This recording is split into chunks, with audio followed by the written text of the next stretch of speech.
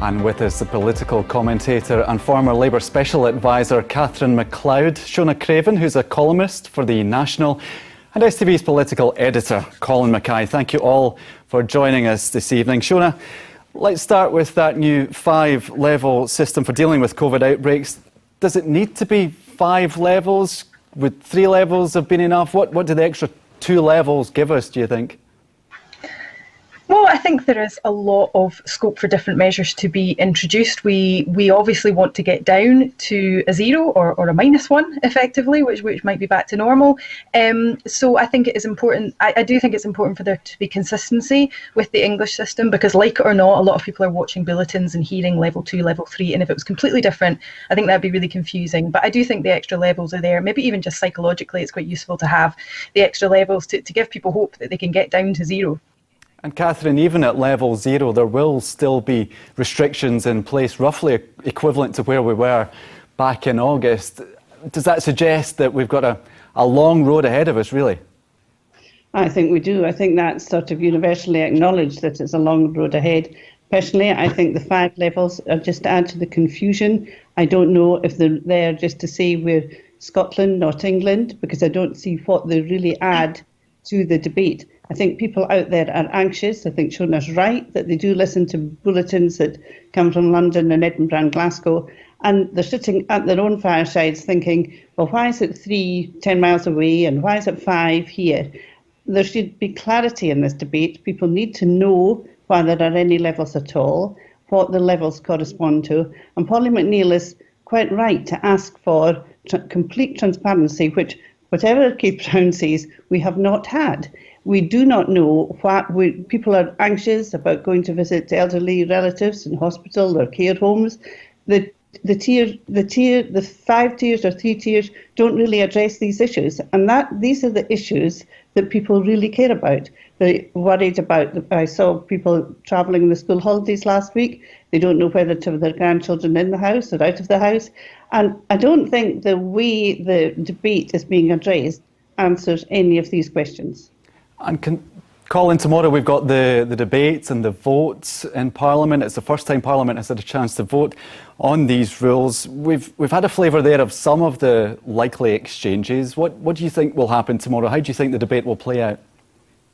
I actually think the discussion that you've just had actually pretty much summed up the way the debate will go tomorrow. I think in the end, when they come to the vote, 6:20 tomorrow night, probably most of the parties, probably all the parties, I think, will be voting in favour of however it's amended or unamended, because none of them have got an alternative to this. No one's coming up with an alternative to this. This is what's on offer. This is pretty much the agreed way forward here. It's following very much the way that they've gone down south with those extra 2 levels. And I think, I disagree with Catherine. I think it's quite important to have the extra levels. Otherwise, there wouldn't be the discussion about whether Lanarkshire, which is much higher than most of the rest of Scotland at the moment, whether it should be in a different level, whether it should have different restrictions to try and get that under control. And other areas like the Highlands and Moray and the Islands can be in a lower level because they've not got as big a transmission problem at the moment.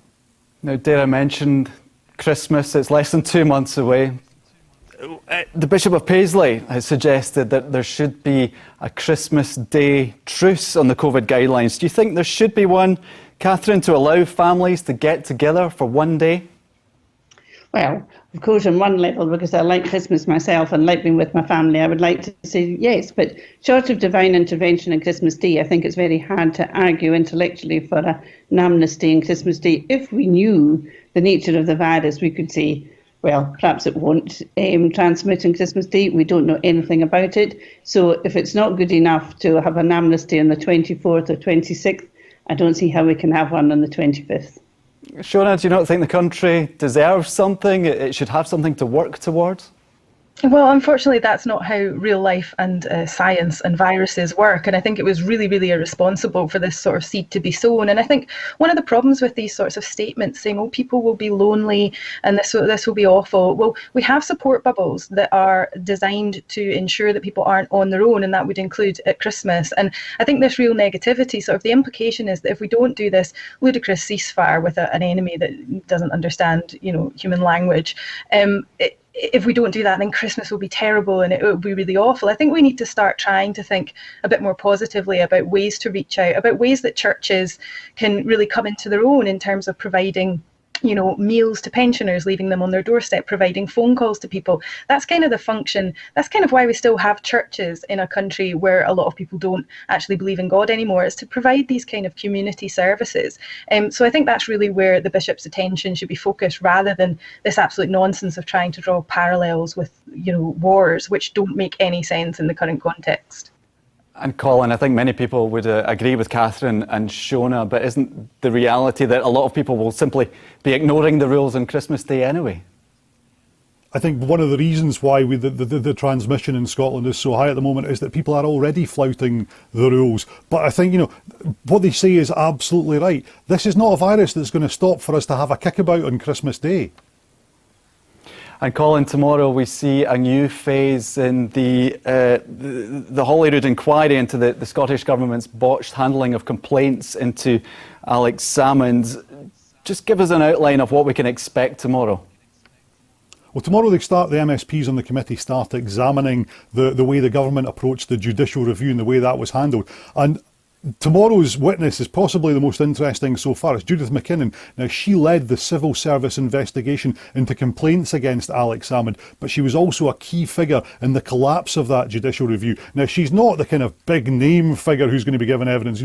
We'll hear from Alex Salmond in December, and Nicola Sturgeon is going to be the last person to give evidence in person to the committee, and that's going to come at the end of the year as well. So it's not as big as that. But this is key evidence to the MSP's inquiry. Not only that, she's going to actually give it, Judith McKinnon is going to give it remotely and off camera because of the kind of abuse she's already had on social media. So it's going to be a fascinating day at the committee tomorrow. Also, add to that, you've got the Conservatives who are pushing for the government to publish their legal advice. They've tabled a motion in the Scottish Parliament. We've also heard today that Conservative donors are actually considering paying for a court case against the government to try and make them publish that legal advice. And you'll be keeping an eye on that tomorrow, Colin. Let's turn to the Holyrood selection battles finally. SNP members have started voting for candidates in dozens of Holyrood seats, including Edinburgh Central, which is seeing the former Westminster leader Angus Robertson slugging it out with the former MSP Marco Biaggi. Shona, just how divisive are these battles, particularly this one? Well, I don't know about them being divisive in the long term. I think it's very healthy that there are so many battles going on, including where sitting MSPs are facing challengers.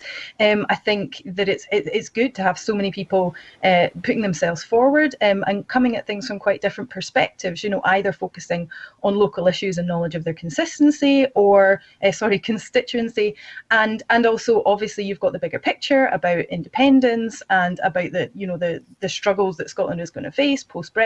So I think it's a good thing. I think with Edinburgh Central, what's really interesting is Marco Biaggi now being in the frame, because of course at the start of the year we were talking about Angus Robertson versus Joanna Cherry, and then the NEC rule made the National Executive Committee decided that a sitting MP could not contest for an MSP seat. So some people probably thought, well, Angus Robertson then had this sewn up, but now there is another credible challenger, a former MSP, quite a recent former MSP for that same seat. And Catherine, many parties have bruising selection battles like this, but will it do any long-term damage to the SNP looking ahead to the election next May? Because they are so far ahead in the polls after all. Well, I think it won't be any different from any other party who've had bruising battles, and that is always long-term damage. The Labour Party probably is still suffering from it. Certainly the Scottish Conservative Party is. And it is a symbolic fight. We know that the NEC nobbled Joanna Cherry, who was clever and would have given Angus Robertson a very good run for his money. But we know there is something wrong when the SNP, when Kevin Pringle, one of the SNP stalwarts, is calling for a new kind of harmony, and Professor James Mitchell is saying that the party has run out of ideas and it's dull and boring and needs a good opposition. So that's part of the battle that has been strung out just now in Edinburgh Central and everywhere else. And Colin, how do you see it playing out in Edinburgh Central? Do you know what? It's important.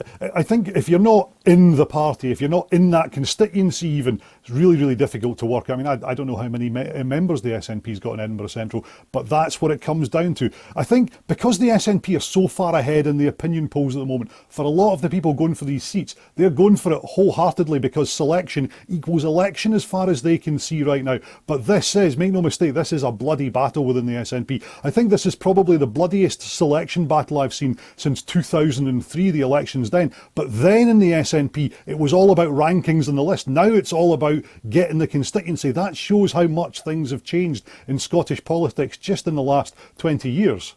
And all the attention seems to be on those battles, Colin, but there are other ones elsewhere in Scotland. Absolutely. I mean, I think Edinburgh Central is obviously the highest profile because you had that fight between Angus Robertson and Joanna Cherry, the former Westminster leader of the party, against a very high-profile MP, and now it's between Angus Robertson and Marco Biaggi, a former minister, former MSP there. So it is fascinating, but there's an awful lot of other 30 seats up for grabs altogether in terms of nominations. Thanks very much.